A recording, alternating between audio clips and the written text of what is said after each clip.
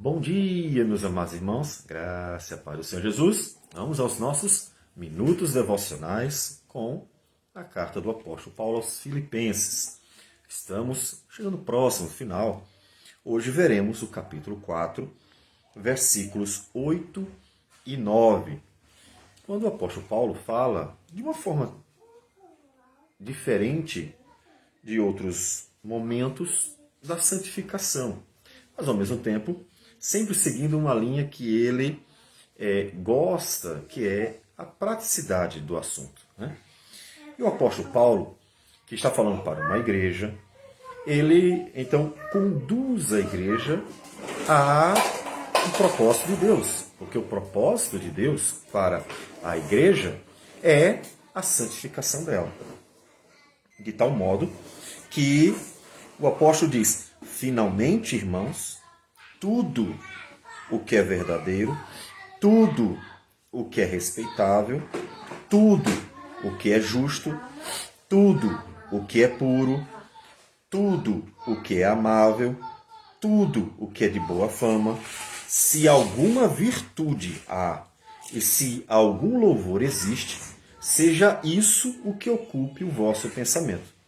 O que também aprendestes e recebestes e ouvistes e vistes em mim, isso praticai, e o Deus da paz será convosco. É fundamental que o cristão veja a santificação como propósito de Deus para a sua vida. Caso contrário, sim, é possível que, na verdade, a pessoa esteja só vivendo uma religiosidade. Por quê? Mesmo que a justiça de Cristo seja suficiente, completamente, basta realmente confiar na justiça de Cristo. Isso não pode ser uma coisa dita da boca para fora, digamos assim. Ou seja, a eficácia da justiça de Cristo, a suficiência da justiça de Cristo, ela está relacionada a uma conversão genuína, né?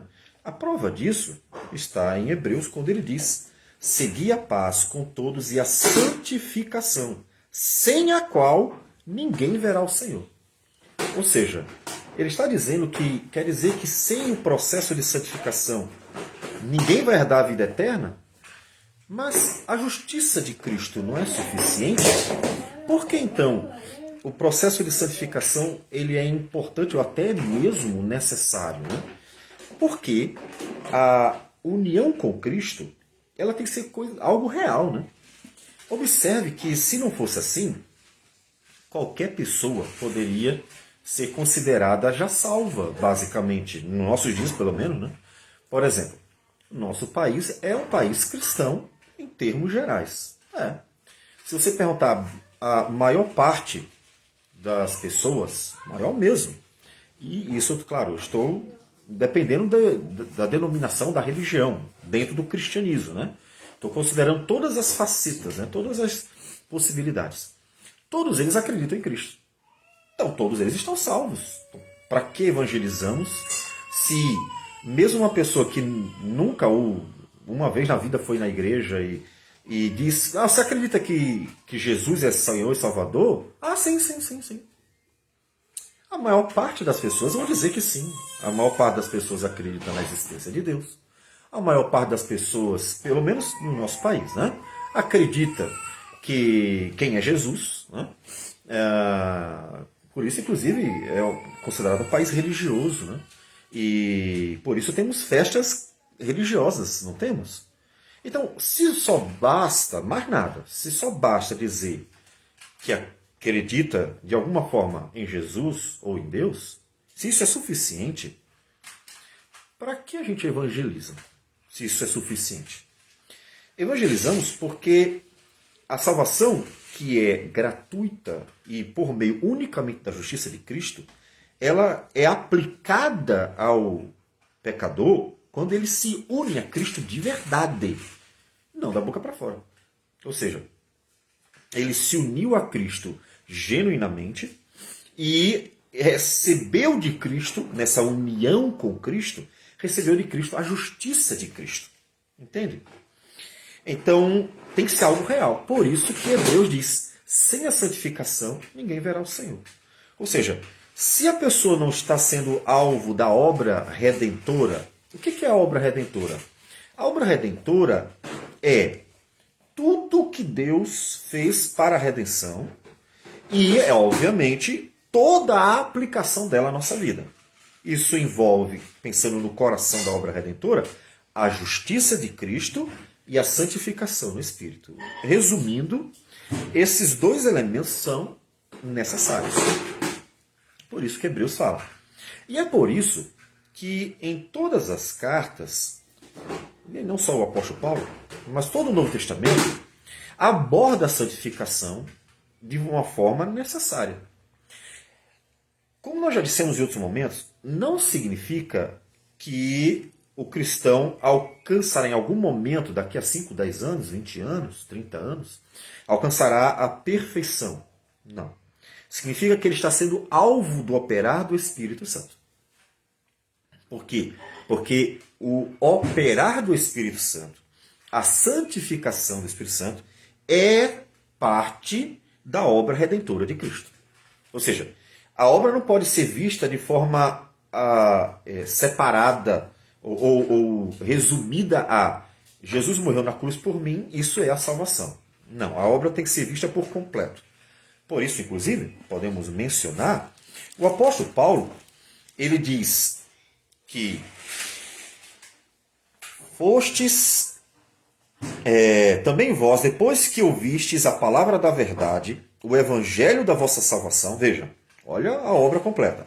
Ouvistes a palavra da verdade, o evangelho da vossa salvação. Tendo nele também crido, então, vamos pensar, né? A palavra, fé em Cristo, decorre disso a justificação.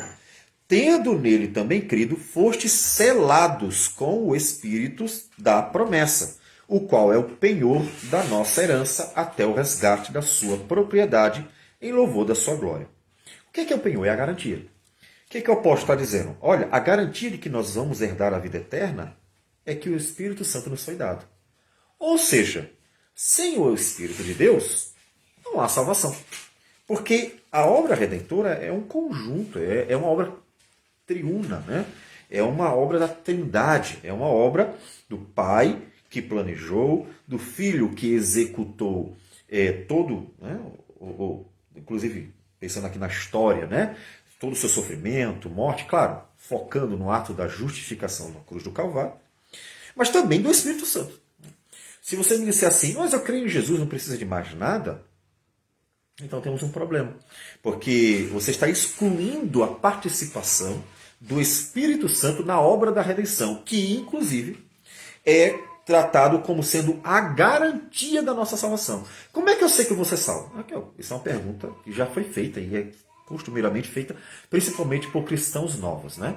Ele creu em Jesus, foi para a igreja, mas ele começa uma luta contra o pecado, né?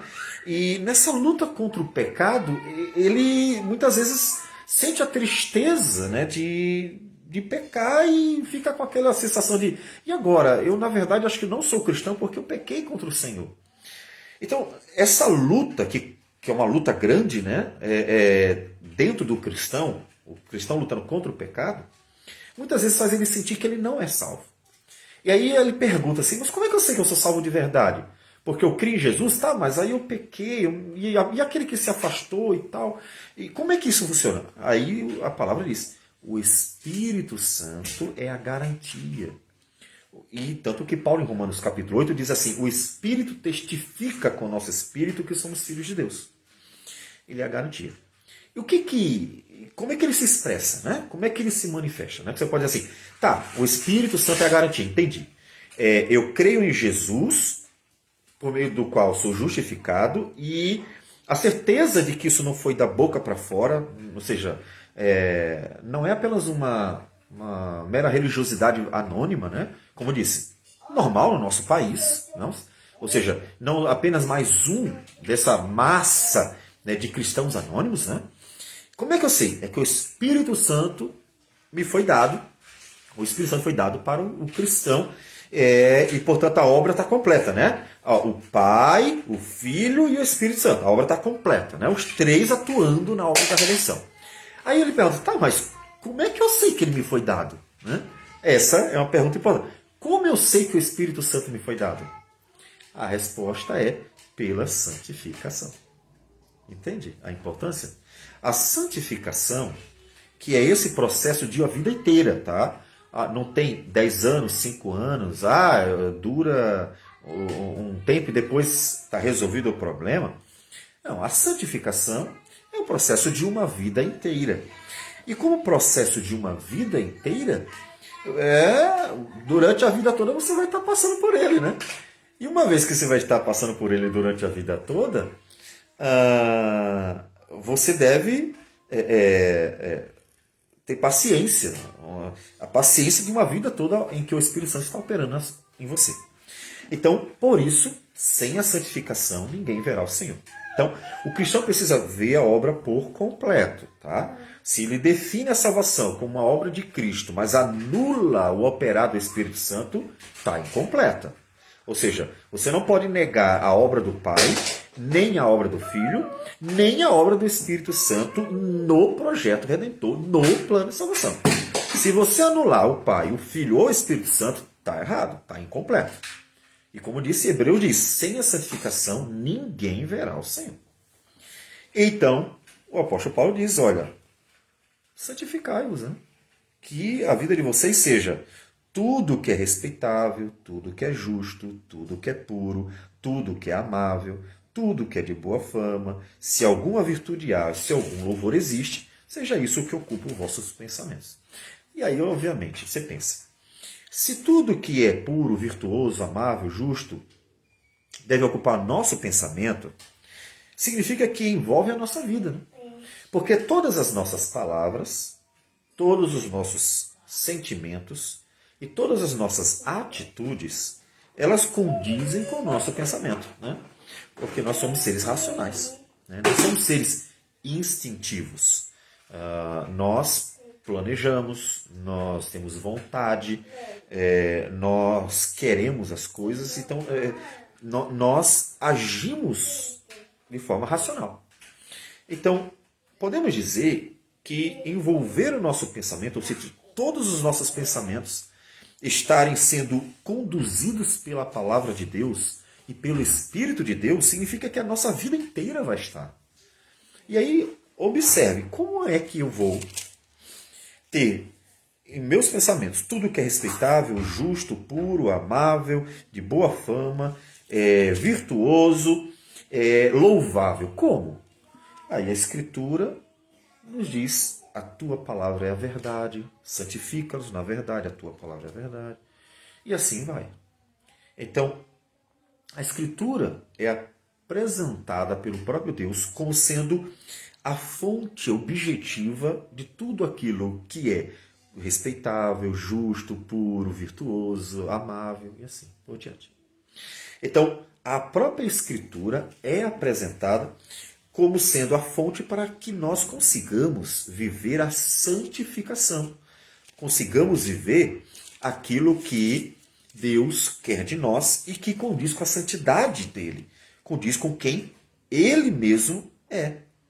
A lei do Senhor é perfeita e restaura a alma. O testemunho do Senhor é fiel e dá sabedoria aos simples. Os preceitos do Senhor são retos e alegram o coração. O mandamento do Senhor é puro e ilumina os olhos. O temor do Senhor é límpido e permanece para sempre. Os juízos do Senhor são verdadeiros e todos igualmente justos. Salmo 19.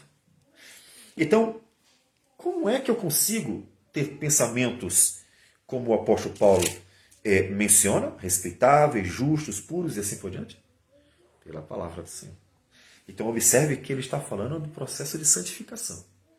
Em outras palavras, ele está em pleno acordo com o disse Hebreus. Sem a santificação, ninguém verá o Senhor. Como se dá a santificação? É o Espírito que é a garantia da nossa genuína fé, de nossa verdadeira união com Cristo. É Ele quem opera a santificação pela palavra do Senhor, porque ela é a fonte objetiva de tudo que é bom, de tudo que é justo, de tudo que é santo. Ou seja, vamos pensar aqui, assim como uma televisão, e outras redes, né, de comunicação, meios de comunicação, podem conduzir uma criança, um adolescente, um adulto também, para o que é mal. Imagina uma pessoa que só vê coisa ruim. Mesmo um adulto, você pensa assim, eu sou um adulto, então eu consigo ver coisas que não deveriam ser passadas para uma criança. Mas se você fica vendo isso, você está enchendo sua cabeça com o que é ruim. Se de repente você tiver um sonho impuro, tiver pensamentos impuros, palavras impuras e assim por diante, você deveria pensar, de onde vem a fonte disso? Claro, você é pecador por natureza. Mas nós pensamos naquilo que nós conseguimos conceber visivelmente, né? Ou audivelmente. Né? Não dá para pensar que uma pessoa tenha imagens mentais de algo que ela nunca tenha de alguma forma recebido, pelo menos por similaridade. Então, aquilo dali vai influenciando. Você só está vendo coisas ruins, coisas sujas, coisas que não são boas, puras, agradáveis. É claro que aquilo vai bombardeando sua mente e aquilo vai terminar produzindo algo na sua vida. Então, do mesmo jeito que coisas ruins produzem coisas ruins, esse aqui é um cachorro, gera um cachorro. Um gato gera um gato. Um rato gera um rato. Como coisas ruins geram coisas ruins, também coisas boas geram coisas boas. Né? E Jesus disse, né? Não se tira um fruto bom de uma árvore má. Não se tira um fruto mau de uma árvore boa. Ou seja, coisas boas produzem coisas boas. Coisas ruins produzem coisas ruins. Porque todo pecador peca. Porque é pecador. Entende? Então, não é o contrário. Eita, me tornei pecador porque eu pequei. Mas eu não era um pecador. Não, isso não existe. Todas as pessoas nascem pecadores, pecadoras, por isso pecam. Ou seja, coisas ruins produzem coisas ruins. Por que Jesus nunca pecou? Porque ele não era pecador. Então, coisas boas produzem coisas boas. Deus é santo, só vai produzir coisas santas. Não tem como tirar de Deus nada que seja ruim. Nenhum pecado, nenhuma maldade, nada. Por quê? Porque ele é só bondade, ele é só santidade, ele é só justiça, ele é só verdade. Então, coisas boas produzem coisas boas, porque a essência é boa. Coisas ruins produzem coisas ruins, porque a essência é ruim. Ou seja, a fonte. Voltando aqui uma explicação que eu tenho dado várias vezes. Nossa essência que define quem somos não é o pecado. Mas ele está de tal modo infectando a nossa vida, de tal modo relacionado à nossa vida, que ele faz com que produzamos coisas ruins. E a prova de que ele não é a nossa essência é que também conseguimos fazer coisas boas. Né? Porque somos, na verdade, a imagem de Deus. Essa é a nossa essência, essa é a nossa definição bíblica. Somos imagem de Deus. E o pecado consumiu, tá lá envolvido. Não é a essência, mas está lá. Vai ser tirado um dia, mas por enquanto não. Tá? E por isso que nós pecamos até conseguimos fazer coisas boas. Então Jesus diz, como é que vocês conseguem fazer coisas boas sendo maus? Né? Então, de fato, há essa crise existencial. Então, o que nós precisamos? Encher a cabeça, encher a vida de coisas boas. E onde é que está a fonte de todo bem? A palavra do Senhor, como nós acabamos de ler. Ela é a verdade, ela é pura, ela é justa, ela é boa, e assim por diante. Então, todas as virtudes, tudo que é bom, objetivamente, está aqui, na Escritura Sagrada. Então, para que você tenha palavras, sentimentos e atitudes que sejam respeitáveis, justos, bons, assim por diante, você precisa encher a sua vida de coisas boas, ou seja, da palavra de Deus. Então, está com dificuldade? Começa a ler mais a Bíblia. Começa a meditar mais na palavra de Deus. Começa a dedicar sua vida mais a ouvir tudo de bom que Deus tem. Porque imagine, se todas as pessoas lessem a palavra de Deus, meditassem na palavra de Deus com a mesma frequência com que usam o celular, usam as redes sociais, usam a televisão, vocês imaginam o quão bom seria o fruto disso? Os pensamentos, os sentimentos, as atitudes das pessoas, elas estariam sendo influenciadas pela palavra do Senhor. Porque é muita coisa boa. Por que as pessoas são tão ruins? As pessoas elas já são, tá? Elas são pecadoras horríveis. Mas você pode aumentar, né? Ou seja, todo pecador é pecador. Está lá, nasceu assim. Todavia, ele tem potencial para fazer as coisas mais absurdas. Mas você sabe que nem todo mundo mata, nem todo mundo rouba, pelo menos não das formas mais grotescas. Né? Eu diria que matar, roubar, todo mundo faz em alguma medida. Né? Pensamentos, sentimentos, faz um mal ao outro e assim por diante. Então isso não é incomum de se ver. Mas as formas mais grotescas, né, que a gente vê e fica abismado, como é que o cara faz isso e tal, nem todo mundo faz, mas todo mundo tem o potencial para isso. Ou seja, você jamais poderia dizer, eu nunca faria isso. Por que você não pode dizer isso? Porque você tem o potencial para aquilo. Se alguma coisa despertar o seu potencial, começar a instigar o potencial, você é capaz de fazer. Então, nós damos graças ao Senhor. Obrigado por tua misericórdia e graça. Não deixar fazermos coisas tão terríveis que outros estão fazendo, porque tiveram o potencial pecador aumentado, despertado. E aí bota para fora. Ou seja, a criança tem a mesma capacidade de um assassino. Mesmo, o pecado está lá dentro. Mas ela não faz porque ela não foi...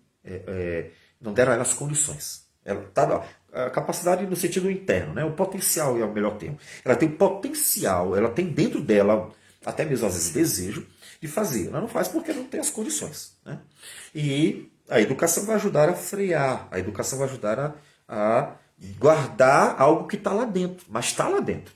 E ela vai fazer de forma sutil, como eu disse, por pensamentos e sentimentos, às vezes até machucando, maltratando e tal, mas ela não vai fazer de outras formas porque ela vai ter medo, porque aí o papel da lei, a importância da lei, a importância da educação, aquilo vai reprimir os pecados, aí não vai ficar lá guardadinho, mas está lá, Então, se você enche de porcaria, uma criança, por exemplo, violência, e uma violência que parece ser boa, né, é possível que aquilo dali comece a despertar um desejo por praticar a violência, porque ela é pecadora, está lá dentro, o pecado está nela.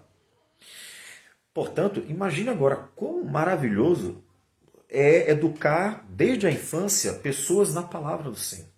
E encher só de coisas boas, só virtude, só coisas justas, respeitáveis, amáveis, e levar a criança só o que é realmente bom, santo, puro e agradável. Então a sociedade, mesmo não cristã, por receber só coisas boas, vai ter o pecado mais reprimido. Mas assim, isso não vai salvar ninguém, se não tiver verdadeiramente fé em Cristo Jesus. É verdade. Mas a educação, veja que ela tem um papel tão importante, que a gente pode ver que há gerações que viveram delícias, digamos assim, viveram muito melhores. As pessoas eram... Inclusive, nosso país é corrupto demais, e a corrupção ela é escancarada, inclusive onde não deveria haver corrupção, que é na igreja. Por quê? Porque é parte da cultura, é alimentado o tempo todo a corrupção. As famílias levam adiante, assim por diante. Mas há países, há povos em que isso não é comum, e que, por exemplo, pegar o que é do outro é absurdo. Nosso país, até cristão, se deixar, entra na casa do outro e rouba. Então, há culturas que se você deixar uma carteira cair, cheia de dinheiro, no chão, não dá 10 minutos. Mesmo com documento, com tudo, alguém vai pegar. Alguém vai levar. Pode até deixar os documentos, porque não vai ter serventia. Mas vai roubar tudo que está lá dentro. Tendo tudo, pode ter número de telefone, tudo, vai levar. Se você pegar em alguns países e deixar dinheiro, nem a carteira, dinheiro no chão, por toda uma educação cristã que receberam, uma educação na virtude, uma educação boa, mesmo sem ser cristãos, às vezes até ateu, ele não vai conseguir fazer isso. Ele vai olhar para o dinheiro e deixar para lá, porque ele aprendeu, foi educado assim. Então, a educação tem um papel muito importante para o bem-estar social. Mas é claro, estamos falando da santificação. Então, para o cristão, a santificação não é só uma educação para um bem-estar visível, presente, momentâneo. Para o cristão, a santificação é o processo rumo à eternidade. Ou seja, é uma prova de que o Espírito de Deus habita em mim e que ele está me santificando. Pequei ontem, mas hoje eu não quero pecar mais e estou lutando contra aquele pecado, por exemplo. Entende? Ou seja, ele não alcança a perfeição. Amanhã com certeza nunca mais vou pecar. Não, isso não é real. Isso não vai acontecer até Jesus voltar. Mas ele vai ver que a vida dele amanhã é melhor do que a de hoje, que é melhor do que a de ontem, e assim por diante. Ou seja, ele vai ver que a vida dele está num crescimento. Esse é o processo de santificação, que é uma garantia dada por Deus de que a minha fé é genuína, porque eu estou num processo de santificação. Então, o apóstolo Paulo está conduzindo os irmãos a isso. E aí, veja, eu falei da palavra como a pureza, a virtude, a manifestação de tudo que é bom de forma objetiva, mas e o próprio Espírito Santo, como nós estamos falando o tempo inteiro. Uma vez que ele nos é dado como penhor, como garantia da verdadeira fé, de uma genuína fé, ele vai estar operando. É por isso que sem a santificação ninguém verá o Senhor. Porque você diz assim, eu creio em Deus. Aí Tiago diz assim, mas até o diabo crê. Nem por isso ele está salvo. Então, o que Hebreu diz assim? Tá, se você crê em Deus, então o Espírito de Deus está em você.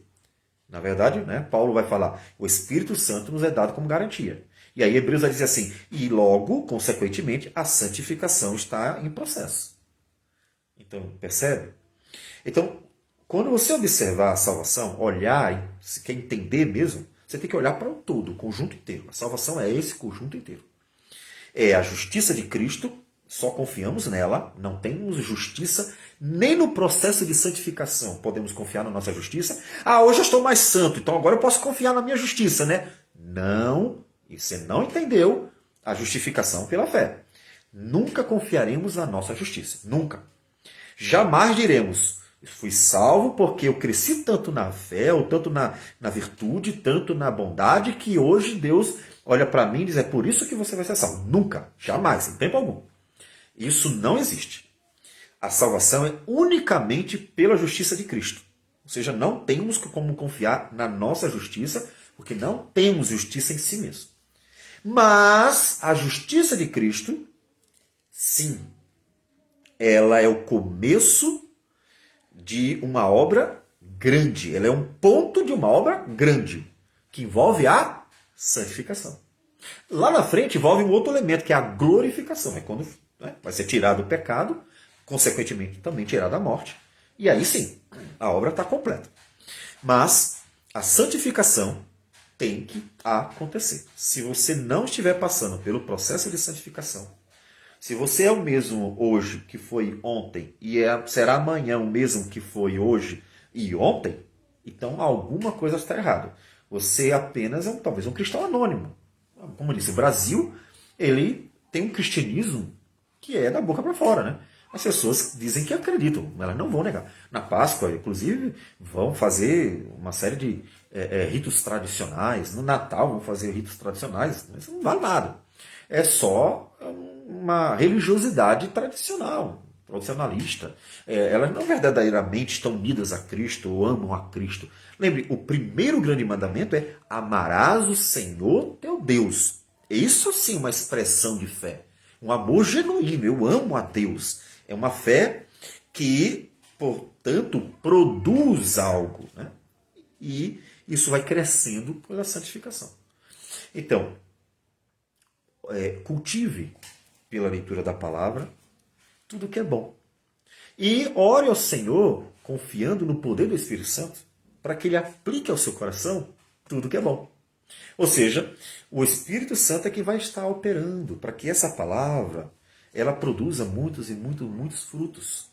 Não é o que Jesus diz na parábola da semente? O semeador lançou a semente. E aí, na terra boa, o que acontece? Ela produz, germina, né? E produz o quê? Muitos frutos. A 30, a 60 e a 100 por um. São os frutos. O que são os frutos? É a santificação.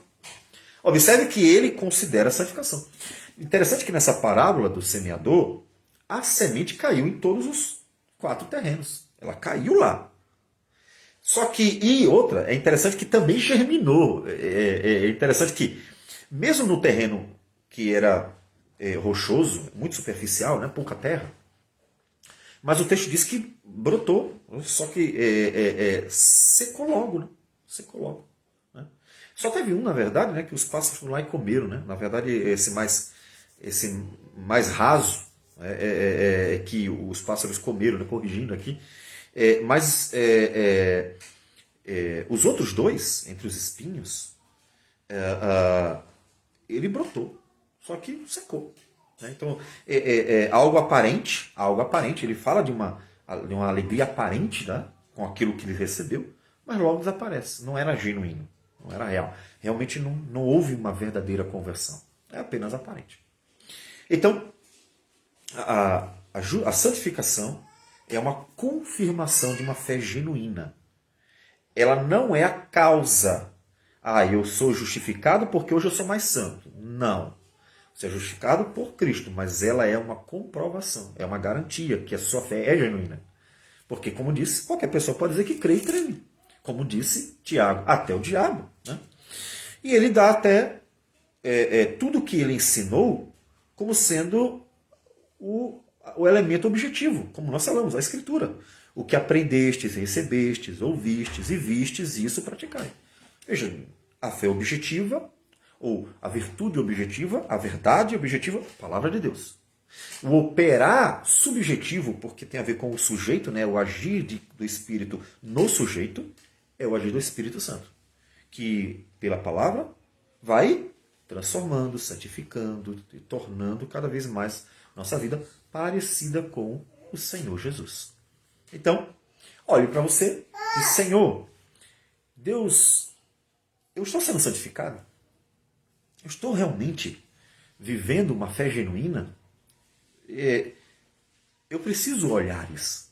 É a garantia. A garantia de que eu realmente creio no Senhor é que o Espírito está operando em mim. Então, olhe.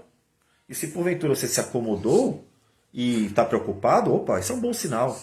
Então, você comece a orar ao Senhor, ler a Bíblia, para que haja a confirmação de que, de fato, você crê no Senhor Jesus, ama o Senhor Jesus de todo o seu coração. Porque isso sim é uma fé genuína, legítima. Amar a Deus de todo o coração, e isso vai produzir os seus frutos no dia a dia. Vamos orar ao Senhor. Senhor Deus amado, bendito o teu nome. Agradecemos por tudo, te louvamos, te glorificamos, engrandecemos, porque o Senhor é tão bom que elaborou e concretizou um plano extraordinário de salvação para podermos viver eternamente contigo. Obrigado por isso. Que a cada dia o teu Espírito possa estar operando em nós pela tua palavra, nesse processo extraordinário de santificação, para que teu nome seja glorificado, de fato, em nós, nesse plano que envolve o Pai, o Filho e o Espírito Santo. Que o Senhor receba a nossa oração e abençoe assim em nome de Jesus. Amém, Senhor. Deus abençoe a todos e tenham um bom dia.